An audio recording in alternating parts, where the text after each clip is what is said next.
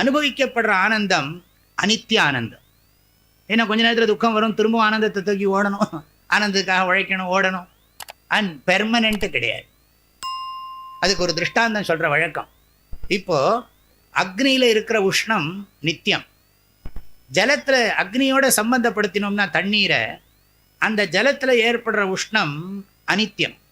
அதை பிரிச்சுட்டோம்னா கொஞ்ச நேரத்தில் என்ன ஆகும்? அந்த சூடு போயிடும். எப்படி தண்ணீரில் இருக்கிற சூடோ அது மாதிரி தான் நம்ம அனுபவிக்கிற ஆனந்தமெல்லாம். அக்னியில் எப்படி சூடு இருக்கோ அது மாதிரி தான் ஸ்வரூப ஆனந்தம். புரிஞ்சுக்கோங்க. மைண்டில் எக்ஸ்பீரியன்ஸ் பண்ணுற ஆனந்தம் தாத்காலிகம், இம்பெர்மனெண்ட், அனித்தியம். இது பெர்மனெண்ட். ஆனந்தத்தை விட்டு நான் விலக முடியாது. ஆனந்தமே நான், நானே ஆனந்தம். இனிப்பே நான், நானே இனிப்பு. எது? கல்கண்டு. ஆனந்தம் என்னுடைய குணம் இல்லை, ஆனந்தம் என்னுடைய ஸ்வரூபம். அனுபவிக்கிற ஆனந்தம் ஆகந்துக ஆனந்தம், இது சுவாபாவிக ஆனந்தம். இந்த ஆனந்தத்தை புரிஞ்சுனுட்டா எந்த ஆனந்தத்தையும் நம்ம விரும்ப மாட்டோம்.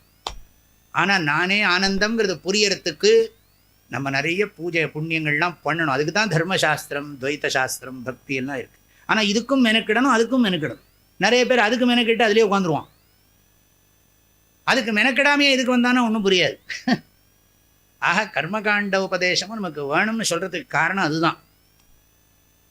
ஆக நம்முடைய முயற்சியும் வேணும், ஈஸ்வரனுடைய அந்த சொல்லப்போனால் நம்முடைய ரொம்ப நாள் நம்ம பண்ணுற முயற்சி தான் இப்போ ஈஸ்வர அனுகிரகமாக மாறுகிறது.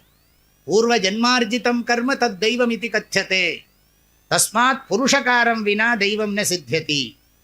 நம்ம முன்னால் பண்ணின புண்ணிய கர்மா தான் இப்போ தெய்வமாக இருக்குது.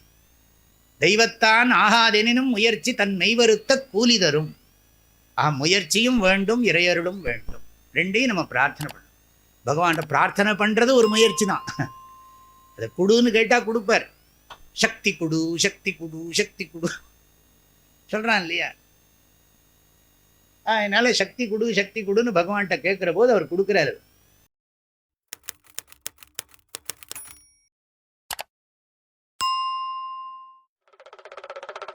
வாழ்க வள்ளுவம், வளர்க மனிதநேயம்.